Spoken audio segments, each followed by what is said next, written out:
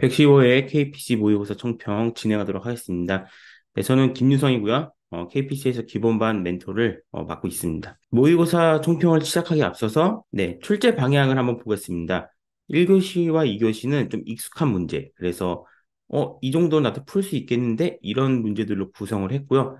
대신 3, 4교시는 좀 처음 보는 것들, 그 다음에 새로 챙겨야 할 뭐 법이나 가이드, 그 다음 신기술 같은 것들을 좀 넣어놨습니다. 그래서 1, 2교시는 좀 편안했고 3, 4교시는 좀 힘드셨을 것 같아요. 익숙한 문제를 만났을 때 어떤 부분을 차별화해야 되는지를 연습하기 위한 거였고 생각보다 아직도 답안지를 다 작성 못 하시는 분들이 많았어요. 그래서 최대한 이런 익숙한 문제를 만났을 때 분량도 그렇고 컨텐츠 구성도 그렇고 어떻게 할지 고민을 많이 하셔야 됩니다. 3번 같은 경우는 내가 이미 알고 있다고 생각을 하지만 실제 완벽하게 작성이 안 되는 경우들이 많거든요. 그런 것들도 이번에 좀 느끼실 수 있었을 것 같고요. 그 다음에 지난번과 동일하게 가능하면 3, 4단락을 작성할 수 있는 문제들을 배치를 좀 했습니다. 1교시에는 뭐 워낙 그 반복됐던 문제들이 좀 있었기 때문에 중요한 것들 몇 개씩만 보고 갈게요. 클라우드 네이티브, 그 다음에 4번에는 API 보안이요, 소프트웨어 2.0, 그 다음에 몽키 고릴라 테스트, 가트너 2024에도 또 반복돼 AI 트리즘 쪽만 같이 한번 보겠습니다. 그 다음에 관리 선택에서는 이제 IC 61508이 있는데 요거 키워드용으로 세부 표준들 준비해야 되는 거 아시죠? 그 다음에 응용있는 16번 오픈플로우도 가볍게 한번 보겠습니다. 클라우드 네이티브는 아직 출제된 적은 없지만 지금 많은 클라우드 네이티브 구성 요소들이 이미 출제가 되었고 올 초에 정부가 클라우드 네이티브 관련된 이 컨설팅 사업 같은 것들을 발주한 것들이 있어요. 그럼 곧 산출물이 나올 때가 됐는데 그거 관련해 출제가 될 수도 있습니다. 그래서 에자일 데브옵스 팀이 MS에 개발된 서비스들을 CI/CD 파이프라인을 통해서 컨테이너에 배포하는 것, 이게 클라우드 네이티브죠. 그래서 레가시 조직들은 갑자기 에자일이나 이런 거 하기 어렵기 때문에 포커스랑 에자일을 합친 하이브리드 형태의 개발 방법도 고려하는 것이 좋고요. 밑에 있는 것들이 이제 국내 환경에 맞는 현실적인 클라우드 네이티브의 구성 요소들입니다. 그래서 같이 가져가시면 좋을 것 같고 추가 콘텐츠로는 클라우드 네이티브의 성숙도 아니면 전환 고려사항 같은 것들이 있습니다. TTA 문서 같은 것들이 있는데 그런 걸 참고하시면 좋을 것 같아요. API 보안 위험 및 대응 방안, OWS 탑10에 있는 API 시큐리티가 있어요.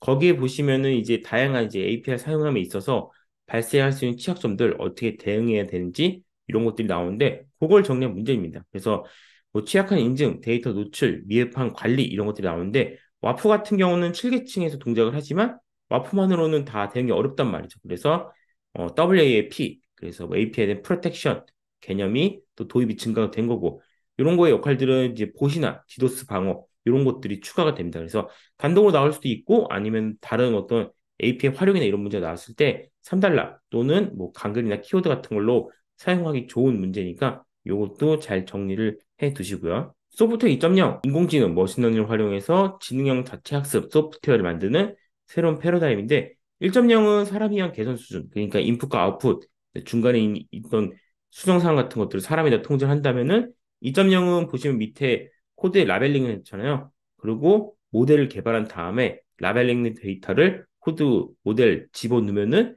그때 이제 이게 새로운 결과물을 내주는, 그래서 신경만 스스로 최적화를 수행하고 사람의 개입을 최소한 이런 이제 새로운 개발 패러다임입니다. 그래서 개념 정도 숙지하시고 밑에 있는 개념도가 좀 추상적으로 잘 뽑아져 있으니까 두 개 정도 가져가시면 좋을 것 같아요. 그 다음에 이제 몽키 테스트랑 회귀 테스트가 같이 나온 적이 있었잖아요. 그래서 하우스 몽키랑 헷갈리신 분들도 있었는데 고릴라 이제 몽키 테스트 같은 경우는 이제 무작위 테스트 같은 것들이죠. 그 다음에 고릴라 테스트는 특정 모듈이나 기능에 집중해서 심층적인 평가를 통해서 잠재적인 버그를 찾는 테스트. 기본적으로 테스트는 결함이 결함을 도출하는 과정이 있잖아요. 결함을 찾는 게 목적이기 때문에. 그래서 여기 보시면은 퍼즈, 그다음 몽키, 고릴라, 그다음 뮤테이션 테스팅 이런 이제 짤들이 있는데 뮤테이션 테스트는 오랜만에 나왔죠. 프로그램에 의도적으로 오류를 삽입한 다음에 기존의 TC를 돌려갖고 그걸 찾아낼 수 있는지 테스트 케이스의 적합성, 적적성을 보는 거잖아요. 그래서 보이는 김에 같이 한번 정리를 하시면 좋을 것 같습니다. 테스트도 꾸준한 출제 영역 중에 하나죠. AI 트리즘 2023에도 있었어요. 2024에 또 나왔습니다. 또 나왔다는 얘기는 같은 회사에서는 이걸 굉장히 중요한 개념으로 보고 있다는 얘기죠. 같은 회 2024의 몇몇 동향들은 1교시용으로 준비하시는 거 좋습니다. 10개를 다 물어보긴 좀 1교시에서 어려울 수 있겠지만 그래서 인공지능 사용함에 있어서 뭐 신뢰, 위험, 그다음에 보안에 대한 관리 이런 것들이 필요하다고 얘기를 하는 거고 대부분 이제 많은 기업들이 인공지능을 도입함에 있어서 AI 관련된 개인정보 침해, 보안 사고 같은 것들을 많이 경험을 했기 때문에 이 트리즘에 대한 어떤 이제 필요성 같은 것들 점점 증가하고 있습니다. 그래서 요거는 해설지가 그림 좀 더 잘 정리가 되어 있더라고요. 그걸 가지고 한번 서버노트 정리를 하시면 좋을 것 같습니다. 오픈플로우 프로토콜 자체는 이제 조금 밀리긴 했는데 뭐 요새 출제 경향이 좀 이렇다 보니까 요거를 또 출제할 수 있을 것 같아요. 그래서 오랜만에 또 출제가 되었고요. 컨트롤 플레인, 데이터 플레인 명확히 표현해 주시고 오픈플로우 영역들 그다음에 사우스바운드, 노스바운드 인터페이스 정도만 표시를 해 주시면은 괜찮은 점수가 나올 수 있을 것 같습니다. 추가로 뭐 스위치에 있는 플로우 테이블, 포트 이런 것들까지 같이 표현해 주시면 좋을 것 같아요. 이것이는 굉장히 편안했을 거예요. 진짜 이렇게 시험이 나오면 어떻게 하지? 그런 걸 고민하고 들어가는 교시였으면 좋았을 것 같아요. 그래서 거의 모든 문제를 다 손댈 수 있을 것 같은데 이 중에서 뭘 손대야지 가장 점수가 극대화가 될 것인지 그 다음에 내가 선택한 문제에 뭘 더 써야지 남들보다 차별화가 될 것인지 노에스큐엘 이런 거 워낙 유명한 문제고 리더스노나 성능 테스트도 계속 출제가 되었기 때문에 망블리 같이 볼 거고요. 그다음에 메모리 인터리빙 쪽은 관리 최근에 한번 나왔잖아요. 그래서 그거 어떻게 차별하는지 그다음에 OS 2.0의 다음 버전 2.1 버전은 뭐가 달라졌는지 그래서 2.0은 지난번 모의고사 출제되었기 때문에 간략하게 넘어가고 2.1에 뭐가 바뀌었는지만 설명을 하겠습니다. 망블리 문제 간간히 나오죠. 물리적 망블리냐, 논리적 망블리냐. 그래서 공공기관의 금융 같은 데는 물리 망블리 많이 사용하고 사기업에서는 또 논리 망블리도 많이 사용을 하죠. 이 논리 망블리 중에서 유형을 나누면 SBC, CBC 이렇게 나눌 수 있는데 SBC 같은 경우는 자원을 서버에서 관리를 하고 클라이언트는 단지 약 일종의 터미널 같은 역할을 하기 때문에 클라이언트의 자원은 좀 부실해도 서버 자원만 괜찮으면 쓸 수가 있죠. CBC 같은 경우는 클라이언트의 리소스, 로컬 PC의 리소스를 가상화해서 분리한 거기 때문에 로컬 PC도 꽤나 사양이 괜찮아야 되겠죠. 그런 차이들이 있습니다. 그래서 뭐 장단점, 가상화 수준 이런 것들은 네, 참고된 자료를 같이 확인하시면 되고요. 그다음에 망경량을 뭘로 할지, 뭐 보안 USB를 할지, 뭐 IEEE 뭐 1394 이런 걸로 할지, 아니면 망경계 솔루션을 할지 이런 것들까지 같이 준비를 해 두시면 좋을 것 같습니다. 망블리 문제도 또 나올 수 있는 문제죠. 메모리 인터리빙 관리하면 나왔어요. 상당히 컴시행에 가까운 문제긴 하나 네, 관리하면 출제가 되었고 물리적 기능 추가 없이 메모리 접근 시간을 최소화하기 위한 기법. 근데 이게 이제 뭐 상위 하위 혼합들이 있는데 메모리를 어떤 순서로 액세스하는 걸 표현해 주는 것들이 약간 이 답안에 한 끝이 되는 겁니다. 그래서 상위 같은 경우는 보시면은 이제 1, 2, 3, 4 이렇게 내려오죠. 그다음에 하위는 이렇게 그다음 혼합은 1, 2, 3, 4 이렇게 한단 말이죠. 그래서 저 순서 표시해 주는 게 그렇게 어렵지 않기 때문에 요 그림과 그다음 순서 표시 그다음에 CXS와 SSX를 표시해 주시면은 아주 이것도 점수가 극대화될 수 있는 그런 문제 중에 하나입니다. 그래서 이것도 그 기존에 있는 상해의 혼합 같은 경우는 이런 그림 같은 게 좀 복잡하니까 추상화된 상태에서 이 액세스하는 순서까지만 같이 적어주시면은 좋을 것 같아요. 근데 OS 2.0 보안을 물어보면서 마지막에 이제 2.1까지 살짝 언급을 했는데 2.0에도 보안 취약점들이 있단 말이죠. 지난 회차 문제는 그런 걸 물어보는 문제였고요. 지금 2.1 같은 것들은 이제 PKC라는 요런 이제 컨셉. 그래서 클라이언트가 시장 요청과 해시 값을 보내고 검증 값을 보내기 때문에 탈취되더라도 괜찮다. 그래서 이제 이런 보안 취약점들을 좀 지킨 거고 그 다음에 2.1의 리프레시 토큰. 그래서 일회성이 유지되어 계속 유지되지 않고 변경됩니다. 이런 것들. 예전에는 이제 리프레시 안 하거나 토큰을 바꿔 쓰고 이런 경우들이 있었는데 이런 것들도 보안. 그 다음에 그 외에 포함된 보안 사항 같은 경우는 뭐 정확한 매칭을 강제한다. 그 다음에 뭐 MTLS 이런 걸 쓴다. 그 다음에 쿼리 스트링에서 배리어 토큰사 사용 불가. 그러니까 보안에 문제가 있었던 것들을 좀 지우는 과정들. 그래서 OS도 출제가 되었고 워낙 많이 사용하고 있는 기술이기 때문에 이 보안 지역점을 또 보완한 이런 것들이 나올 수가 있습니다. 그래서 가져가시면 좋을 것 같아요. 3교시 힘들었을 것 같아요. 그래서 되게 어려운 문제도 많았고 또 특히나 한번 본 것들도 저렇게까지 준비 안 했는데 이런 문제들이 있었을 것 같아요. 그래서 많은 분들이 1번 푸셨고요. 2번도 많이 푸셨고 4번을 풀길 바라는데 4번 생각보다 많이 안 풀었습니다. OWH 탑10 가져가야 되죠. 그 다음에 그래프 탐색도 꽤나 많이 푸셨지만 정확하게 푸신 분은 없었고요. 그 다음에 6번 같은 경우는 정보보안 기사에서 좀 등장하는 문제인데 대부분 선택을 못 하셨습니다. 그래서 챙겨두시면 좋을 것 같아요. 어려운 개념은 아니고요. 그 다음에 7번에 있는 6G 핵심 기술, 저궤도 위성 통신은 기술 동향 같은 데 보면 빠지지 않고 나오기 때문에 이거 챙겨두시면 좋을 것 같아요. 8번은 ROC 커브인데 실제로 출제 문제는 이렇게까지 출제는 못 될 것 같습니다.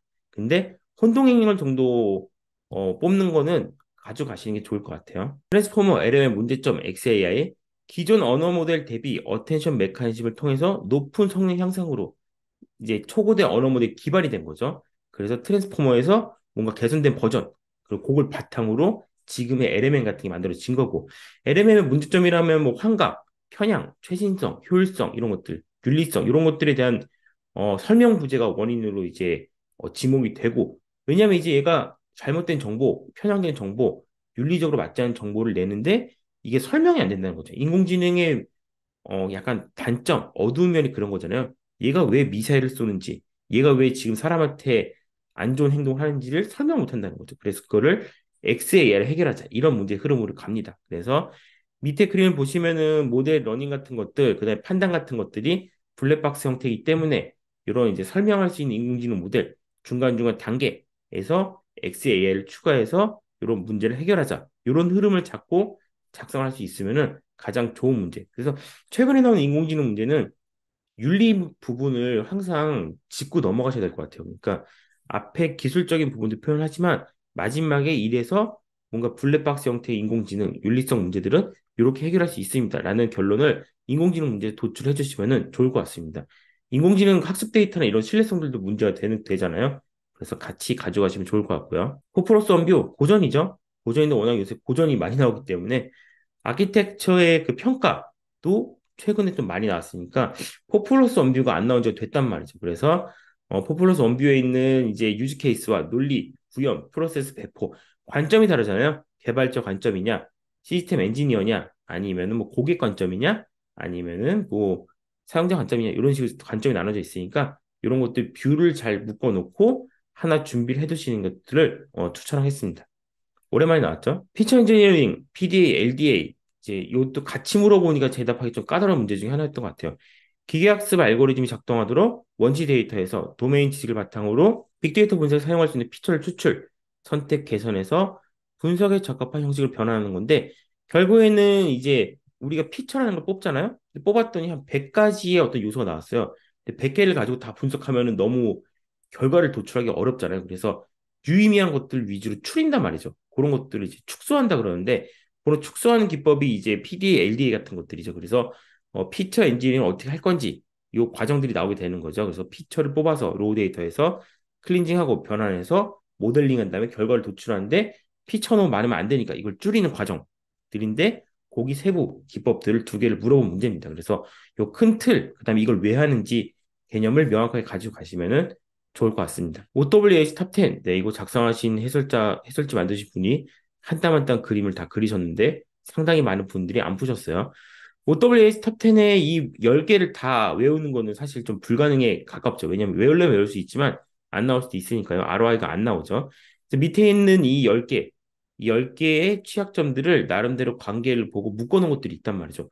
요거를 일단 하나 준비를 하시고 그 다음에 공격 기법은 당연히 대응방이 있어야 되잖아요. 근데 보안 공부해 보시면 아시겠지만 관물기로 묶으면 웬만큼은 되는 거고 보안 토픽의 대응 방안들이 대부분 50% 이상은 대동소이하단 말이죠. 그래서 그런 것들 위주로 정리를 해두시면 좋을 것 같습니다. 그래서 1교시에는 OWASP의 API 시큐리티가 나왔고 이 3교시에는 전통적인 탑10이 나왔는데 21년도 업데이트 되고 3, 4년에 한 번씩이니까 이거 한 번 더 나오겠죠? 앞으로 업데이트 되려면 좀 남았기 때문에 그 안에 한번 준비를 해 두시면 좋을 것 같아요. 기본반 교재 정리가 잘 되어 있죠. 그 다음에 저궤도 위성통신인데 저궤도 위성통신은 이제 높지 않은 약간 이제 그 300에서 1500km 사이 상공에 다수의 위성을 배치하는 건데 지금 이제 드론 택시 유행 같은 것들도 곧 이제 날아다닐 텐데 걔네가 땅에 있는 기지국을 쓰지 못할 거란 말이죠. 그러면 결국에는 저궤도 위성통신이랑 통신을 한다거나 아니면 굉장히 높은 곳에 있는 기지국과 통신할 텐데 그런 관점에서 봤을 때 이제 그런 대형 벤더들, 글로벌 기업들도 요 위치에다가 위성을 까는 게 굉장히 많이 집중하고 있습니다. 그래서 통신 생태계가 육상을 벗어나서 항공이나 해상으로 가게 되면은 기존의 통신사의 이점들이 사라진단 말이죠. 그래서 이런 것들에 많은 관심을 기울이고 있으니까 왜 하는지, 그다음에 통신사랑 저걸 추진하는 벤더사들, IT 회사들 입장은 어떤지, 그다음에 항공과 해상으로 확대될 가능성이 있다. 요 정도만 준비를 해 두셔도 괜찮은 점수가 나올 것 같아요. 물론 이 밑에 5G나 그 LTE의 몇몇 그 통신 코어망 기술들을 더 넣어주시면은 더 좋은 점수가 나오긴 합니다. 근데 그런 것들은 해설지 보고 선별적으로 가져가시면 좋을 것 같아요. 4교시 문제, 타항곡선 암호화, ECDH, DPL만 쪽인데 거의 푸신 분이 없죠. 요거는 그래프 한번 살펴보시고 이거 가져갈 수 있을 점지 판단은 좋을 것 같아요. 이번은 이제 VA 같은 경우는 지난번에 출제가 되었는데 스테이블 디퓨전을 처음 보신 분들 많았을 거란 말이죠. 그림 그려주는 애요. 챗GPT가 글을 써준다면 스테이블 디퓨전은 달리 같은 존재인 거죠. 그 오픈 AI에 있는. 그 다음에 공공 데이터 개방 사업 수행 방법론, 요 완전 정답 있는 문제고요. 네, 많은 분들이 들어갔다가 또 틀리셨죠. 그 다음에 엣지 클라우드 컨티뉴엄, 요거 이제 개념만 한번 볼 겁니다. 왜냐하면 이제 또 애들이에서 좀 이렇게 개입을 하고 있기 때문에 한번 출제되면 주제긴 하고요. 6번에 개인정보보호법 및 시행령이 개정이 되었는데 9월 달에 요것 때문에 ISMS-P의 통제 항목이 변경되었습니다. 그래서 이런 거 변경되면 한 번씩 나올 만한 주제긴 해요. 가져가시면 좋을 것 같고 7번에 위험관리 프로세스. 네, 이거 뭐 꼭 가져가야 되는 거죠. 문제는 6판 기준으로 출제가 되었지만 7판에 있는 위험관리 프로세스도 6판과 동일합니다. 그래서 5판과 6판만 다른 거지 6하고 7은 동일하단 말이죠. 그 다음에 나번에 있는 정량적 위험 문서 4개 묶어서 나온 주제 중에 하나잖아요. 가져갔으면 좋겠습니다. 교차 상태, 상점 비연 예의 발복 잘 아시죠? 네, VA 인공지능 생성 이미지를 입력받아서 최종 픽셀로 출력해주는 신경막. 그 다음에 이제 스테이블 디퓨전 같은 경우는 이제 클립, 유넷, VA 이런 세 가지 신경만 이루어져 있는데 그림을 그려주는 거예요. 그래서 텍스트를 쫙 치면은 뭐 그림을 그려주는 거. 나는 뭐 하얀색 2층짜리 집인데 잔디밭이 있었으면 좋겠어라고 하면은 그런 집을 그려주는 겁니다. 근데 거기 잔디는 뭐 1m 이하였으면 좋겠어. 집은 어떤 화이트였으면 좋겠어라고 파지티브, 네거티브 키워드를 집어넣게 되면은 그걸 반영해서 맞춰주는 거죠. 그래서 이런 스테이블 디퓨전이 생성형 인공지능 이미지 그려주는 쪽에서는 굉장히 많이 활성화되어 있는 오픈 소스 중에 하나이고 이런 것들을 공유하는 이제 프롬프트 공유한 사이트들, 뭐 프롬프트 베이스 이런 것들도 있습니다. 그래서 가서 한번 살짝 눌러보시면은 어떤 건 대충 감이 오실 거예요. 어차피 스테이블 디퓨전이 사용하고 있는 신경망 같은 것들은 우리가 미리 다 학습이 되어 있는 거기 때문에 개념 정도만 챙기시면 좋을 것 같고요. 공공 데이터 개방의 사업 수행 방법론 이런 정답이 있는 문제란 말이죠. 그래서 이런 것들은 지금 해설지가 굉장히 잘 돼 있습니다. 그래서 한번 정리를 해두면은 나올 만한 문제. 그래서 체계적인 공정거래를 위해서 시행착오 최소화, 사업의 품질 제고를 위한 공공 데이터 개방, 사업 수행 방법론 및 재정 개정 관련된 문제입니다. 그래서 뭐 개방 전략 어떻게 할지, 품질 진단 어떻게 할지, 개방 DB, 오픈 API 이런 내용들인데 같이 묶어서 준비하시면 좋을 것 같아요.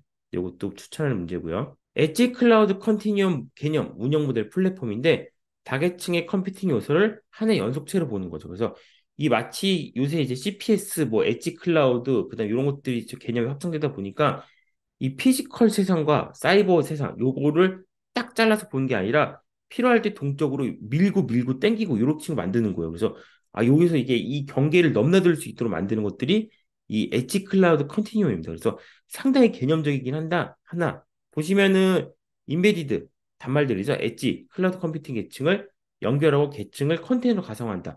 요런 키워드나 요런 문장들을 반드시 써주시면 좋을 것 같아요. 요런 것도 핵심이란 말이죠. 그래서 현실 세계에서 요구하는 서비스를 실행하기 위해서 최적의 위치에 컴퓨팅 리소스를 배치해 주는 요게 엣지 클라우드 컨티뉴엄 보시면 됩니다. 그래서 같이 가져가시면 좋을 것 같고요. 그 다음에 개인정보보호법은 시행령인데 국민의 권리는 보장하면서 개인정보 처리 기준을 디지털 환경. 그러니까 이것도 바뀌어야 되잖아요. 최근에 이런 디지털 환경이 너무 급변하기 때문에 약간 이런 걸 바뀌는 쪽으로 개인정보보호법이 시행이 되었고 그러다 보니까 이 ISMS 피해 통제 항목도 마지막에 22개짜리가 21개로 바뀌게 된 거죠. 그래서 이런 것들 잘 아시죠? 바뀌면 출제되는 것들. 그래서 이 국민의 권익을 보호하면서 실질적인 향상할 수 있도록 개정 방향 같은 것들. 그래서 여러 문제 중요한 것은 뭐냐면 이거 왜 개정했는지, 그다음 어떤 방향으로 개정이 되고 있는지, 그다음에 기대 효과 요 세 개를 반드시 준비하시는 게 좋습니다. 네, 11월 모의고사를 봤습니다. 132회 이제 발표가 되었죠, 이번 주에. 그래서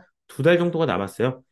신토픽은 요새 출제되는 트렌드 아시죠? 이 지난번에 제 중국방까지만 수강하고도 붙으신 분이 있었단 말이죠. 기본반, 중급반, 물론 중급반을 좀 더 들으셨지만 그 말은 뭐냐면 중급반까지의 토픽의 커버리지만 가지고도 합격이 되었다는 소리입니다.